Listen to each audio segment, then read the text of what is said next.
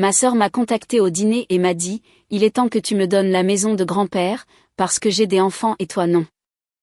Je m'appelle Éléonore Dubois et je mène une vie relativement tranquille sur la côte bretonne, où je dirige un petit cabinet d'architecte et passe mes week-ends à retaper une vieille maison de pêcheur que mon grand-père m'a léguée. Ce n'est pas glamour. Ce n'est pas tape à accent grave-l'œil.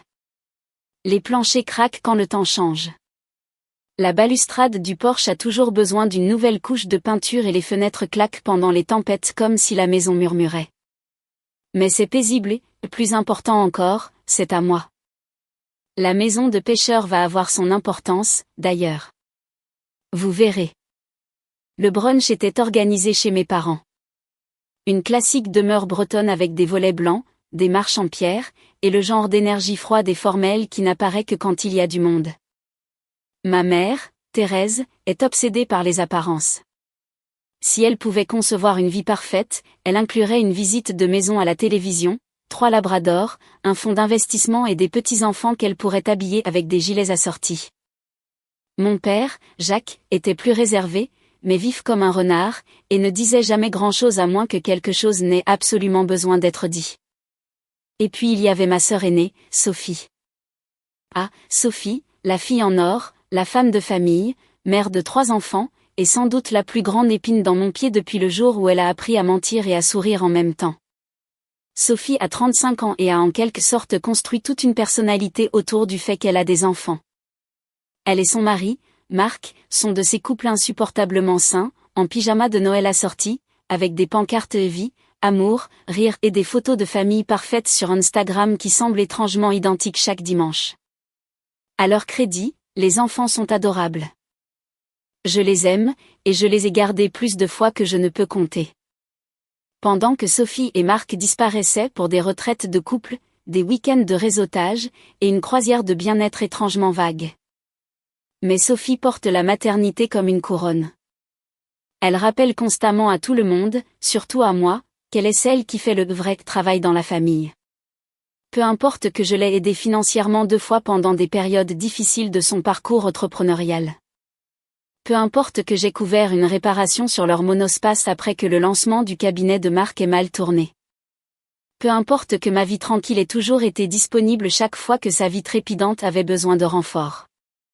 Sophie a toujours cru que parce qu'elle a des enfants, le monde lui devait des applaudissements et une marque de déférence. Et apparemment, ce week-end de Pâques, elle a décidé que cette marque incluait ma maison de pêcheur.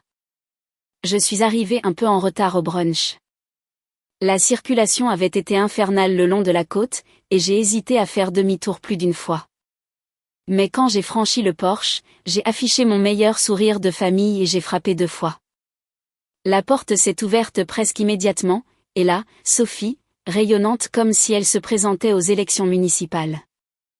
Éléonore, regarde qui a enfin décidé de se montrer. La circulation, ai-je dit avec un haussement d'épaule. Bien sûr, a-t-elle dit en s'écartant. Au moins, tu n'as pas à lutter avec 3 enfants pour les faire monter dans la voiture. C'est un autre genre d'enfer. J'ai offert un sourire forcé et je suis passé devant elle. À l'intérieur, la maison sentait les pains à la cannelle et la quiche. Ma mère est sortie de la cuisine, de la farine sur la joue, et m'a donné un rapide baiser. Te voilà, chérie. Je croyais qu'on t'avait perdu dans les vagues. Tu sais que j'habite à 15 minutes, n'est-ce pas? Elle a ri comme si j'avais dit quelque chose de charmant au lieu de légèrement sarcastique, puis m'a fait entrer dans la salle à manger. La table était déjà pleine. Papa était assis en bout de table, des lunettes de lecture sur le nez. Marc versait du jus d'orange comme s'il avait été nommé capitaine de brunch. Les enfants jouaient avec les serviettes en tissu, chuchotant entre eux avec des doigts collants et des pieds agités. J'ai pris le siège vide en face de Sophie. Vous avez commencé sans moi, ai-je plaisanté, remarquant le verre de mimosa à moitié vide devant elle. Nous devions respecter l'emploi du temps des enfants, a dit Marc avec un doux sourire qui semblait tout de même répéter. C'est le jour de la rotation des siestes. Je n'ai pas pris la peine de demander ce que cela signifiait. Les 20 premières minutes se sont déroulées comme prévu, conversation légère, nouvelles des projets scolaires des enfants, ma mère sondant subtilement les signes d'un nouveau petit ami. J'ai répondu vaguement et j'ai dit que le travail me tenait occupée, ce qui n'était qu'à moitié un mensonge. Mais j'ai remarqué que Sophie me regardait entre deux bouchées. Ses yeux se sont légèrement plissés comme si elle attendait le bon moment. J'aurais dû le voir venir, mais je ne l'ai pas fait. Cela a commencé par un toast. Eh bien, a dit Sophie, levant son verre de façon dramatique une fois les assiettes débarrassées. Avant le dessert, je voulais juste dire à quel point je suis reconnaissante pour la famille et surtout pour Éléonore, ma petite sœur, qui a été d'une si grande aide au fil des ans. On ne le dit jamais assez, mais tu as toujours été là. J'ai cligné des yeux, incertaine si c'était sincère ou sarcastique. Merci, ai-je dit lentement. Elle a souri plus largement. Ce qui m'amène à quelque chose dont je voulais parler aujourd'hui. Quelque chose d'assez excitant. Oh non. Pas à table. Pas comme ça. Sophie a posé une main sur celle de Marc et a tourné ce sourire éclatant vers la pièce. J'ai beaucoup réfléchi à l'avenir, a-t-elle poursuivi. Planifier pour les enfants, construire un héritage, ce genre de choses. Ma mère s'est immédiatement illuminée. Bien sûr. Oui. Si important. Et Marc et moi avons eu cette idée, a dit Sophie, le regardant avec une chaleur exagérée. C'est un peu fou, mais écoutez-moi bien. La pièce est devenue silencieuse. Sophie m'a regardé directement. Nous pensons qu'il est temps que la maison de pêcheurs revienne à quelqu'un qui va réellement y élever une famille. Voilà. Pas de préambule, pas de honte, pas d'hésitation. J'ai ri parce que je pensais vraiment qu'elle plaisantait. Tu veux dire la visiter plus souvent? Non, a dit Sophie, toujours souriante. Je veux dire, y vivre. Tu es toujours si occupée par le travail, les voyages et ta vie indépendante, a poursuivi Sophie comme si elle avait répété chaque mot devant un miroir. Tu n'utilises même pas l'endroit la moitié du temps. Pendant ce temps, nous avons 3 enfants qui adoreraient grandir près de l'eau. Je les regardai fixement. Tu es sérieuse? Complètement, a-t-elle dit. Marc s'est penché en avant, joignant ses mains sur la table comme un homme sur le point de conclure une affaire. Cela signifierait le monde pour nous, Éléonore. Et honnêtement, cela a juste du sens. C'est alors que j'ai réalisé que ce n'était pas une idée spontanée. Ce n'était pas Sophie qui s'emportait après un mimosa. Cela avait été discuté, planifié, peut-être même répété. Tout le monde à cette table avait été invité à l'idée, sauf la personne qui possédait réellement la maison. Mon père s'est raclé la gorge, mais Sophie a continué. Tu n'as même pas d'enfant, a-t-elle ajouté, le sourire disparaissant enfin de son visage. Pourquoi tu t'y accroches? Nostalgie. Ma mâchoire s'est serrée. Parce qu'elle m'a été léguée, ai-je dit. Grand-père me l'a donnée. Exactement, a dit Sophie, tapant un doigt sur la table. Il te l'a donnée, mais il voulait qu'elle soit pour la famille, pas qu'elle reste vide la moitié de l'année pendant que tu joues à la vieille fille de la côte avec une planche à dessin. Le silence qui a suivi était assez tranchant pour couper un os. Ma mère a tripoté sa serviette. Marc avait l'air satisfait, comme si Sophie avait enfin dit la partie qu'ils avaient convenu d'adoucir. Mon père gardait les yeux sur son verre, mais j'ai vu sa main se resserrer autour. J'ai respiré, puis encore. Je ne te donnerai pas la maison, ai-je dit calmement. L'expression de Sophie a vacillé. Pourquoi pas? Parce que c'est la mienne. Parce que j'ai passé les 6 dernières années à l'empêcher de tomber en ruine. Parce que j'aimais grand-père et que je respecte ses volontés. Et parce que je ne te dois pas ma propriété juste parce que tu as décidé que le fait d'avoir des enfants te rendait plus méritante. Son poing a frappé la table. Pas assez fort pour faire tomber quoi que ce soit, mais assez fort pour faire figer les enfants. Tu es égoïste, a-t-elle claqué. Tu ne comprends pas ce que c'est d'avoir de vraies responsabilités. Tu es célibataire. Tu n'as personne. Tu crois que retaper une cabane délabrée te rend meilleur que moi? Je me suis levée lentement. Non, mais refuser de te céder ma maison parce que tu t'y sens sans droit ne fait pas de moi la méchante. La voix de Marc s'est tendue. Tu n'as pas à être cruelle, Éléonore. Je me suis tournée vers lui. Tu veux de la cruauté? Essaie de t'asseoir à une table de famille pendant que tout le monde discute de ton héritage comme si tu étais déjà morte. Sophie s'est levée aussi et d'un mouvement ample. Son verre a basculé. Il a heurté le carrelage et s'est brisé avec un grand fracas. Un des enfants a hurlé. Ma mère a halté. Marc a bondi si vite que sa chaise a reculé. Puis mon père s'est levé. Ça suffit, a-t-il aboyé. Sophie a ouvert la bouche. Mais avant qu'elle ne puisse parler, papa l'a pointé du doigt d'une main tremblante. Tu as toujours été le problème, Sophie. Silence total. Ma sœur a cligné des yeux. Quoi? Tu m'as bien entendu, a dit papa. Tu as passé ta vie à exiger des choses qui ne t'ont jamais appartenu.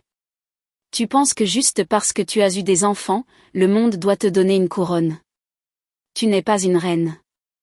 Tu n'agis même pas comme une fille décente en ce moment. Sophie avait l'air stupéfaite.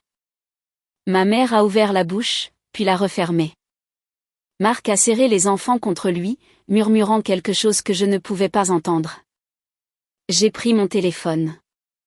Qu'est-ce que tu fais? A demandé Sophie. J'appelle mon avocat, ai-je dit calmement. Pourquoi faire? Je l'ai regardé droit dans les yeux alors que la ligne sonnait. Pour initier le transfert. Son visage a changé instantanément. Transfert? Quel transfert? J'ai souri pour la première fois cet après-midi-là, celui que grand-père avait préparé au cas où l'un d'entre vous essaierait exactement cela. Puis je suis sortie de la pièce. 30 minutes plus tard, j'étais assise dans ma voiture sur l'allée, le moteur éteint, les mains toujours agrippées au volant, mon téléphone posé sur le siège passager avec un PDF ouvert sur l'écran. Page 2 du document de fiducie. Mon nom en gras à côté d'une clause que Sophie n'avait probablement jamais imaginé exister. Une ligne. C'est tout ce qu'il a fallu. Mais je n'étais pas encore prête à passer à l'attaque nucléaire. Pas avant qu'il ne le rende absolument nécessaire. Je suis restée là à fixer la porte d'entrée de mes parents. Personne n'est sorti. Personne n'a envoyé de message. Personne n'a appelé. Peut-être était-il encore à l'intérieur à expliquer l'explosion de Sophie. Peut-être ma mère reformulait-elle déjà toute l'affaire pour que je paraisse instable et Sophie blessée. Peut-être Marc disait-il aux enfants que tante Éléonore avait juste une mauvaise journée. J'aurais dû m'y attendre. Une partie de moi espérait encore que ma famille me traiterait comme plus qu'un simple remplaçant. Je n'étais pas mariée. Je n'étais pas mère. Aux yeux de ma mère, ces choses me rendaient inachevée. Aux yeux de Sophie, elle faisait de moi un garde-meuble qu'elle pouvait piller chaque fois que sa vie parfaite semblait trop petite. J'ai attendu 10 minutes de plus. Puis je suis partie, non pas à la maison, mais à la maison de pêcheurs. La route serpentait le long de la côte, et la colère dans ma poitrine s'est lentement relâchée alors que l'océan apparaissait. Il faisait encore frais en ce début de printemps, mais le soleil était là, argenté sur l'eau, assez lumineux pour que la vieille douleur paraisse presque propre. Quand j'ai tourné sur le chemin de gravier et que j'ai vu les bardeaux de cèdre, le porche enveloppant, la porte bleue écaillée, ma poitrine s'est apaisée. Cet endroit n'était pas juste une propriété. C'était des crêpes avec grand-père le samedi matin. C'était l'aider à réparer le toit un été pendant qu'il me racontait des histoires sur la construction de la maison avec grand-mère, planche par planche. C'était de vieux outils dans des boîtes de café, l'air salin dans les rideaux, et le seul endroit de l'histoire de ma famille où je ne m'étais jamais sentie comme un second choix. Sophie ne savait rien de ce que c'était que de prendre soin de quelque chose qui ne pouvait pas être publié avec une légende bénie.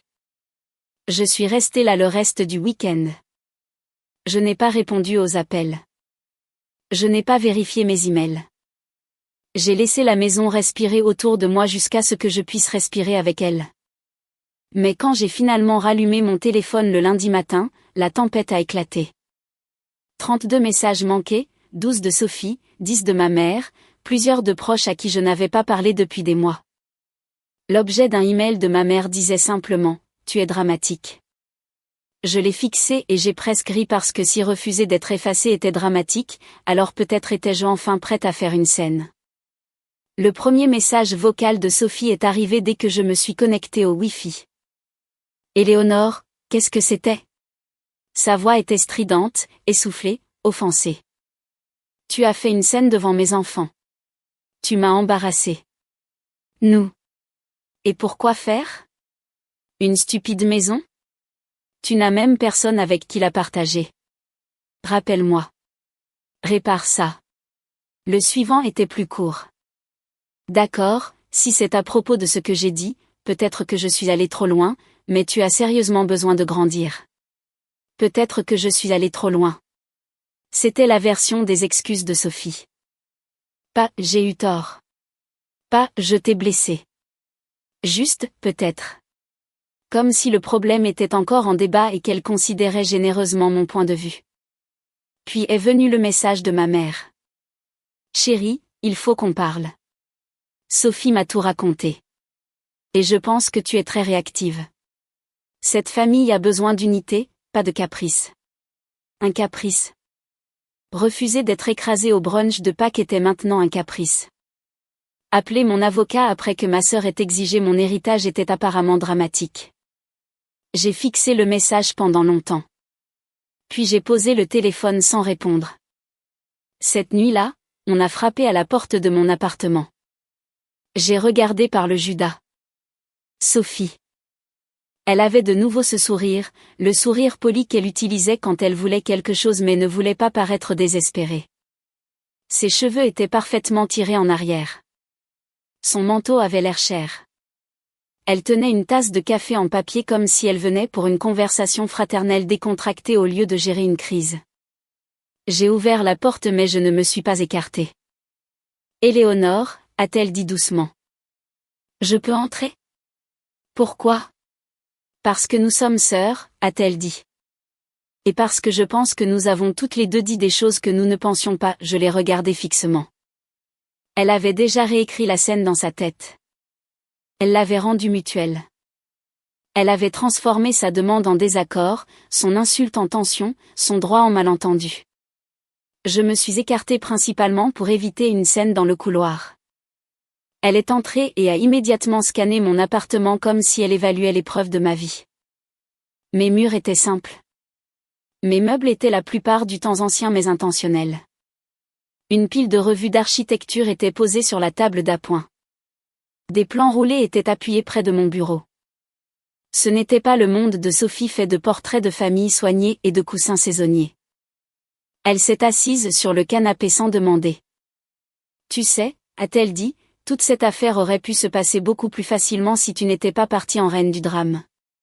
Je me suis assise en face d'elle. Tu as exigé que je te cède ma maison parce que je n'ai pas d'enfant. Qu'est-ce que tu pensais qu'il allait se passer exactement? Sophie a expiré et s'est appuyée en arrière. Écoute, je comprends. Tu es sensible. Tu l'as toujours été, et tu as toujours été exigeante. Ses sourcils se sont levés. Exigeante, moi? Oui, toi, Éléonore. J'ai gagné tout ce que j'ai. Et cligné des yeux. Tu veux dire l'apport que maman et papa t'ont aidé à obtenir? Ou la fois où j'ai couvert tes frais de garde d'enfants pendant 3 mois parce que l'idée de Marc a échoué?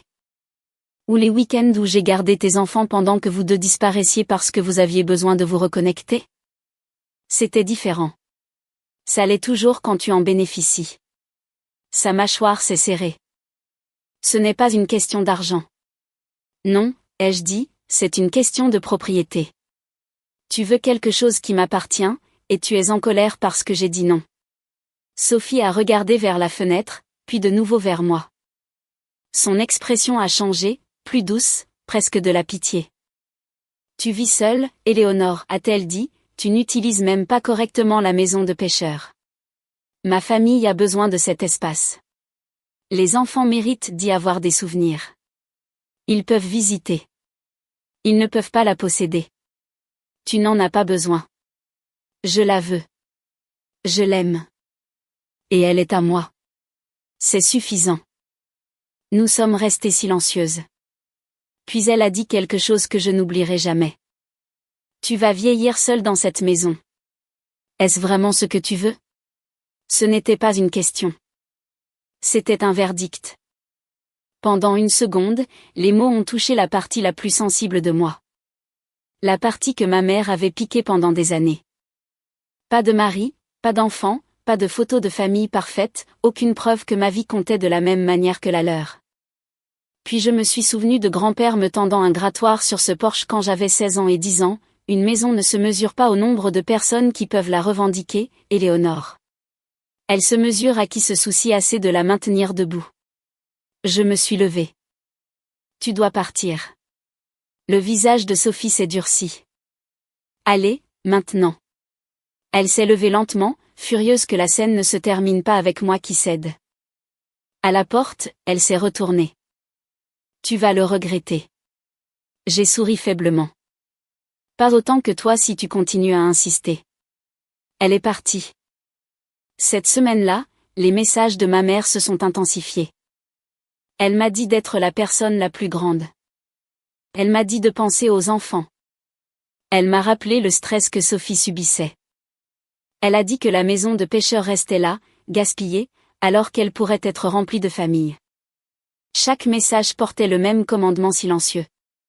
Donnez-lui ce qu'elle veut. Ce n'était plus seulement à propos de la maison. C'était le contrôle. C'était le système familial qui se corrigeait, essayant de me repousser dans le rôle dont j'avais échappé. La silencieuse, la raisonnable, celle qui cédait pour que tout le monde puisse prétendre que la paix était réelle. Puis la trahison est arrivée. J'ai reçu un appel de mon amie Marion qui travaillait dans l'immobilier. Nous avions fait nos études ensemble et elle s'occupait des propriétés côtières de la région. Sa voix était mal à l'aise. Éléonore, une question rapide. As-tu mis la maison de pêcheur en vente? J'ai figé. Quoi? Non. Il y eut une pause. Parce que quelqu'un a essayé. Ma bouche est devenue sèche. Qu'est-ce que tu veux dire, essayer? Quelqu'un a contacté notre bureau en prétendant avoir une procuration en ton nom. Ils ont dit qu'ils voulaient commencer les démarches pour transférer la propriété et finalement la louer comme une location de courte durée, type Airbnb, mais les documents ne correspondaient pas. Ton nom n'était sur rien de ce qu'ils ont envoyé. Je savais déjà, mais j'ai quand même demandé. Qui était-ce? Marion a expiré. Sophie. La pièce est devenue froide autour de moi. Je l'ai remerciée et j'ai raccroché, ma main tremblant autour du téléphone. J'étais en colère, mais pas surprise. C'était le pire. Une partie de moi avait toujours su que Sophie était capable de franchir les limites si elle croyait que l'histoire de la famille la protégerait. Mais ce n'était pas de la pression. Ce n'était pas de la culpabilité. C'était de la fraude. J'ai appelé mon avocate ce soir-là. Elle s'appelait Maître Charlotte Leblanc, et elle s'occupait des contrats de petites entreprises pour mon cabinet depuis des années. Calme, précise, impossible à intimider. Je veux que tout soit documenté, lui ai-je dit. Je veux qu'il soit clair que personne d'autre n'a de droit sur la maison.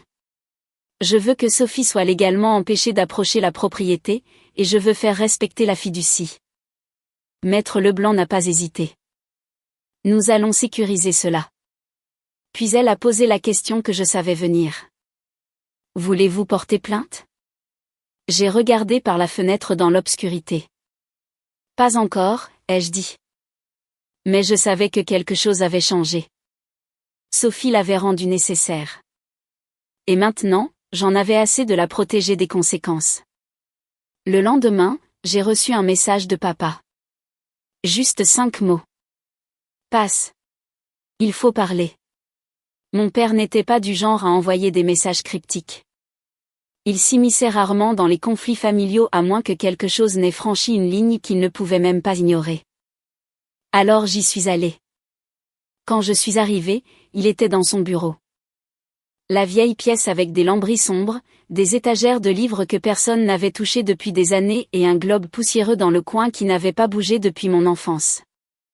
Il m'a fait signe de m'asseoir et n'a pas parlé pendant un long moment. Il a versé 2 verres de whisky, m'en a tendu un, puis s'est assis en face de moi avec une fatigue que je n'avais jamais vue sur son visage auparavant. J'ai vu ce qu'elle a essayé de faire, a-t-il finalement dit. Mes sourcils se sont levés. Comment? Elle m'a offert un sourire contraint. J'ai des yeux et des amis. J'ai pris une lente gorgée, attendant. Il a fixé son verre. Je suis fatigué, Éléonore. Fatigué de voir ta sœur manipuler cette famille. Ta mère la protège parce qu'elle pense que élever des enfants est la plus haute preuve de bonté. Mais toi, il m'a regardé. Tu as construit quelque chose en silence, honorablement, et pour une raison quelconque, tu continues à être puni de ne pas en faire assez de bruit. Je n'ai pas parlé. Je n'avais pas l'habitude d'être complimenté par mon père. Pas comme ça. Pas directement. Pas sans que l'ombre de Sophie ne plane sur la phrase. Je ne connaissais pas la clause de la fiducie avant que l'avocat de ton grand-père ne m'appelle hier, a continué papa. Cela m'a prise au dépourvu. Il t'a appelé? Papa a hoché la tête. Apparemment, ton grand-père avait anticipé cela. Pas nécessairement Sophie spécifiquement, mais un futur conflit. Cette clause te donne une protection juridique complète et bloque toute réclamation de tiers, sauf approbation explicite de ta part. C'est inattaquable. J'ai regardé le verre dans ma main. Pourquoi grand-père ne l'a-t-il pas dit à tout le monde? Parce qu'il savait exactement ce que tout le monde ferait avec cette information. La réponse a été plus dure que prévu. Grand-père nous avait vus. Nous tous. Le sentiment de droit de Sophie. Le favoritisme de ma mère. Mon silence. La façon dont je réparais toujours des choses que personne d'autre ne protégerait. Il avait su que la maison deviendrait plus que du bois et des fenêtres. Un jour, elle deviendrait une preuve. Mais papa n'avait pas fini. Il y a autre chose, a-t-il dit. J'ai levé les yeux. La maison de pêcheur n'est pas seulement sous cette fiducie. Mes doigts se sont resserrés autour du verre. Qu'est-ce que cela signifie? Cela signifie que ton grand-père avait une deuxième fiducie. Séparée, discrète, liée au terrain derrière la propriété.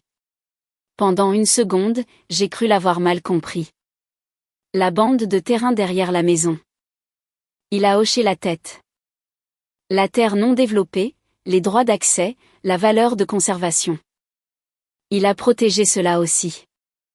Je me suis lentement assise en arrière. Toutes ces années, j'avais cru avoir hérité d'une maison, une vieille maison de pêcheurs fragile avec des souvenirs cloués au mur et du sel dans les planches. Mais grand-père m'avait laissé quelque chose de plus grand, pas seulement une propriété, une stratégie. Pourquoi me dis-tu cela maintenant, ai-je demandé. Le visage de papa s'est tendu. Parce que Sophie ne s'arrêtera pas. Et parce que ta mère ne la fera pas s'arrêter. Voilà. La vérité tranquille que nous ne voulions ni l'un ni l'autre dire. Le silence de ma mère n'était pas de la confusion. C'était de la permission. J'ai quitté la maison de mes parents cet après-midi-là, la tête pleine. La trahison faisait toujours mal, mais quelque chose en dessous avait changé. Je ne me défendais plus seulement émotionnellement. J'avais du terrain sous mes pieds. Du terrain juridique, du terrain historique, le terrain de grand-père. Quelques jours plus tard, j'ai appelé l'ancien avocat de mon grand-père. Il était à la retraite maintenant, mais son fils avait repris le cabinet, et le bureau conservait toujours les archives.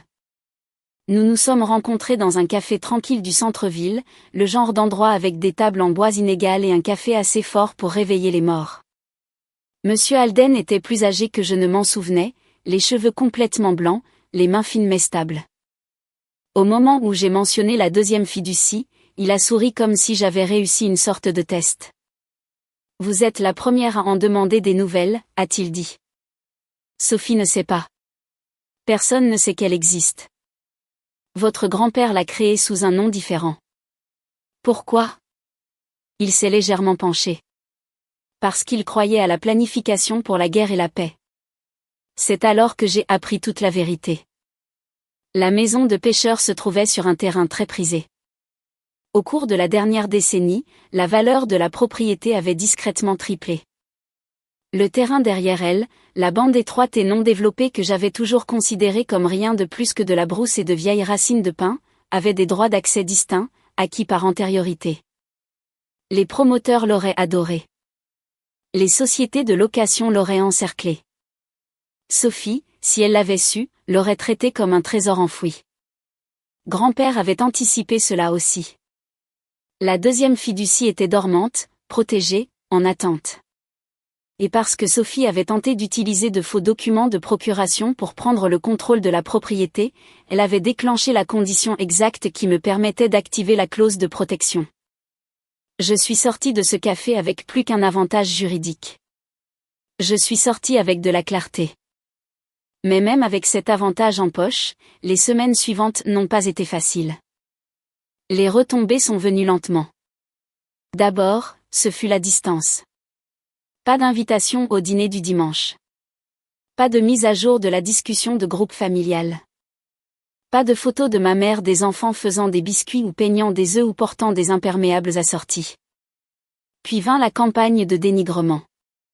Cela a commencé par un appel de ma tante Geneviève. « Éléonore » a-t-elle dit, baissant la voix. « As-tu vraiment mis les enfants de Sophie dehors de la maison de pêcheurs ?» J'ai cligné des yeux. « Quoi ? C'est ce que ta mère a dit. Que tu leur as dit de ne jamais revenir. Que tu les as traités de parasites ?» J'ai failli rire de stupeur. « Geneviève, je n'ai jamais dit ça de ma vie. Je n'ai même pas vu les enfants depuis Pâques. » Elle est restée silencieuse un instant. Puis elle a soupiré. Je m'en doutais. Je voulais juste l'entendre de ta part. C'est alors que j'ai compris toute l'étendue de ce qui se passait. Sophie et ma mère ne réécrivaient pas seulement l'histoire. Elles me peignaient comme instable, cruelle et inapte à gérer l'héritage de la maison. Une femme amère thésaurisant une propriété parce qu'elle n'avait pas de famille à elle. Une tante égoïste qui détestait les enfants. Une fille solitaire punissant tout le monde pour sa vie vide. Celle-là a fait mal. Je ne mentirai pas. J'ai spirale pendant un moment. J'ai annulé des réunions. J'ai reporté une présentation client. Je suis restée assise à mon bureau à fixer des plans tout en entendant la voix de Sophie dans ma tête. Tu vas vieillir seule dans cette maison. La trahison fait toujours mal. Mais la trahison de personnes que l'on veut toujours aimer fait mal différemment. Elle vous fait remettre en question la forme de votre propre cœur. Une nuit, vers minuit, j'ai conduit jusqu'à la maison de pêcheurs. Je n'ai dit à personne. J'ai juste attrapé une veste, rempli un thermos de café, et suivi la route côtière dans l'obscurité. Quand je suis arrivée, je me suis assise sur le porche arrière et j'ai écouté l'océan. Le vent était vif. Les étoiles étaient claires. La maison craquait derrière moi comme un vieil ami qui bougeait dans son sommeil. Je me suis souvenu de grand-père me montrant comment remplacer un tableau électrique. Je nous ai vus arracher de vieux carreaux de cuisine. Tous les deux couverts de poussière, riant parce qu'aucun de nous n'avait à prétendre que nous étions des professionnels. Je me suis souvenu qu'il m'avait dit que l'héritage n'était pas ce que les gens vous demandaient après la mort de quelqu'un. L'héritage était ce que vous protégiez quand personne n'applaudissait. Cette nuit-là, j'ai pris ma décision. J'en avais fini de réagir. J'allais construire. J'ai commencé par les fiducies. Maître Leblanc a déposé les documents pour les sécuriser toutes les deux. Non seulement la fiducie originale de la maison de pêcheurs, mais aussi la deuxième liée au terrain derrière elle. Elle s'est assurée que chaque clause était activée correctement, chaque condition de protection documentée, chaque signature propre. Après le coup de la fausse procuration de Sophie, il n'y avait plus de place pour la politesse. Puis j'ai engagé un architecte paysagiste, non pas pour la beauté, mais pour la protection. Nous avons créé un plan de conservation côtière qui rendrait la propriété inéligible au zonage locatif. Pas de conversion en location de courte durée, pas d'argument d'utilisation familiale partagée, pas de petites tentatives discrètes de Sophie ou de Marc de transformer la maison de grand-père en une source de revenus balnéaires en prétendant que c'était pour les enfants. J'ai installé un nouveau système de sécurité, des caméras à l'entrée, des serrures à distance, des alertes de mouvement, tout. La première nuit où j'ai testé l'application depuis mon appartement, je me suis sentie ridicule et soulagée en même temps. C'est à cela que ma famille m'avait réduite, protéger mon héritage comme une scène de crime. Mais lentement, la colère a changé de forme. J'ai contacté une association locale à but non lucratif qui organisait des sorties éducatives pour les élèves des quartiers défavorisés. Ils avaient besoin d'un site côtier pour des ateliers de biologie marine. La maison de pêcheurs avec le terrain derrière elle et les bassins de marée à proximité étaient parfaites. Quand j'ai raconté à Maître Leblanc, elle a souri. Votre grand-père aurait aimé ça. Il l'aurait adoré, ai-je dit. Et c'était la première fois en des semaines que la maison me semblait plus qu'un champ de bataille. J'ai gardé le silence sur tout, pas de grandes annonces, pas de médias sociaux, pas de messages dramatiques dans la discussion de groupe familial. Juste des documents, des réunions, de nouvelles serrures, des plans de conservation et un but. Puis Sophie a fait son prochain coup. C'était un vendredi après-midi. J'étais à mon bureau en train de finaliser une proposition quand mon application de sécurité a vibré. Mouvement détecté par la caméra du portail principal. J'ai ouvert le flux. Elle était là. Sophie se tenait au portail, lunettes de soleil et manteau crème, tenant un morceau de papier plié comme si elle délivrait un décret royal. Marc était assis dans la voiture derrière elle, bras croisés, l'air moins confiant que d'habitude. Sophie a appuyé sur l'interphone. « Éléonore, je sais que tu m'entends. » Je n'ai pas répondu. Elle a levé le papier vers la caméra. « C'est une pétition pour la propriété partagée. J'ai parlé à un avocat. Si tu veux faire ça à la dure, nous pouvons aller en justice. Une fois qu'un juge verra que tu as été émotionnellement instable, hostile envers ta propre famille et que tu utilises la propriété à des fins non familiales, il considérera des motifs pour un partage forcé des biens. » J'ai fixé l'écran. Elle croyait réellement qu'elle pouvait bluffer pour obtenir une revendication légale.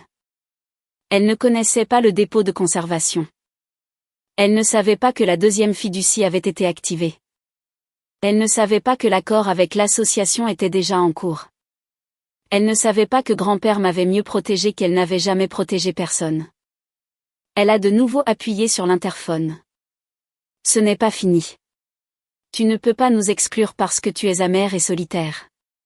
Nous sommes de la famille, Éléonore. » J'ai coupé le flux, puis j'ai appelé Maître Leblanc. « Il est temps, » ai-je dit. « Commençons. » Le lundi après que Sophie se soit présentée à la grille, je suis entrée dans le bureau de Maître Leblanc et j'ai dit « J'ai fini d'attendre. » Elle a fait glisser un dossier sur le bureau. « Bien, car tout est prêt. » À l'intérieur se trouvaient des copies des documents de fiducie, du dossier de conservation, des enregistrements de sécurité, de la déclaration de Marion concernant la fausse procuration et des captures d'écran des menaces de Sophie. Maître Leblanc avait tout rangé soigneusement, comme une carte de chaque ligne que ma sœur avait franchie. « Nous déposons la plainte civile », a dit Maître Leblanc. « Tentative de fraude immobilière et fausse déclaration d'identité. Pas de drame, juste un dossier. » C'est exactement ce que je voulais. Je n'avais pas besoin de détruire Sophie. J'avais besoin de la vérité écrite quelque part où elle ne pourrait pas la modifier. 2 semaines plus tard, nous avons eu un dîner de famille chez tante Geneviève. J'avais demandé à Geneviève d'organiser parce qu'elle était la seule personne qui n'avait pas immédiatement choisi un camp avant d'entendre les faits. Quand je suis arrivée, tout le monde était déjà là. Maman avait l'air tendue. Papa avait l'air fatigué. Sophie était assise à côté de Marc, les bras croisés, feignant l'ennui. Mais ses yeux continuaient à jeter des coups d'œil au dossier dans ma main. Je me suis assise et je l'ai posé sur la table. « Je ne suis pas là pour discuter », ai-je dit. « Je suis là pour clarifier. » Sophie a ricané. « Clarifier quoi ? Que tu es toujours obsédée par le fait de garder une maison que tu utilises à peine ? » J'ai ouvert le dossier. Ce sont les documents que vous avez soumis par l'intermédiaire d'un bureau immobilier, prétendant avoir une procuration sur ma propriété. Ils étaient faux. Ceci est la déclaration signée de Marion. Ceci est l'enregistrement de sécurité de la grille. Ceci est l'accord de fiducie que grand-père m'a laissé. Et ceci est la deuxième fiducie liée au terrain derrière la maison. La pièce est devenue silencieuse. Le visage de Marc est devenu pâle. Maman a murmuré, « Sophie. » La mâchoire de Sophie s'est serrée. C'est ridicule. J'essayais de protéger un bien familial. Non, a dit papa calmement. Tu essayais de prendre quelque chose qui n'était pas à toi. Pour une fois, Personne ne l'a interrompu. J'ai posé le dernier document sur la table. À partir de cet été, la maison de pêcheurs sera utilisée pour des ateliers de biologie marine et des programmes de conservation côtière. La maison de grand-père aura un but. Elle ne deviendra pas votre bien locatif, votre trophée familial, ou votre plan de secours. Sophie s'est levée si vite que sa chaise a raclé le sol. Tu es folle. Peut-être, ai-je dit. Mais j'en ai fini d'être votre paillasson. Elle est partie en trombe. Marc l'a suivie. L'assignation l'a atteinte la semaine suivante. L'audience de médiation a été calme et banale, et rien à voir avec la confrontation dramatique que Sophie avait probablement imaginée. Maître Leblanc a présenté les preuves. Sophie a essayé de prétendre que c'était un malentendu. Le médiateur a posé une question. Étiez-vous légalement autorisé à agir au nom d'Éléonore ? Sophie a baissé les yeux. Non. C'était suffisant. Aucune accusation criminelle n'a été poursuivie, mais la plainte est restée dans les dossiers. Toute tentative future d'accéder, de transférer ou de revendiquer la propriété entraînerait une escalade. Sophie a quitté la pièce sans me regarder. En passant, elle a murmuré, « Tu seras toujours seule dans cette maison. » J'ai souri. Je préfère être seule avec intégrité qu'entourée de gens qui ne se montrent que quand ils veulent quelque chose. Après cela, tout a changé. La famille a cessé d'appeler. Maman a envoyé une note des semaines plus tard disant qu'elle ne savait pas si elle m'avait jamais vraiment vu clairement. J'ai gardé la note, mais je n'ai pas répondu. Pas encore. Cet été-là, la maison de pêcheurs a retrouvé vie. Non pas avec des brunchs forcés ou des disputes familiales, mais avec des étudiants étudiant les bassins de marée, des bénévoles plantant de l'herbe des dunes et des enfants riant sur le porche où grand-père m'avait autrefois appris à poncer du vieux bois. Lors de l'inauguration, je me suis tenue face à l'océan et j'ai fait un court discours. Cet endroit a été construit avec amour. Il a survécu aux tempêtes, à l'égoïsme et au silence.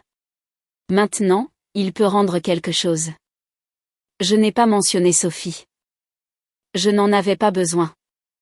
La meilleure vengeance n'était pas la victoire juridique. C'était le but. Et alors que le soleil se couchait sur l'eau, j'ai enfin compris quelque chose. Il ne m'avait rien pris. Il m'avait révélé. Et je n'allais jamais me rabaisser.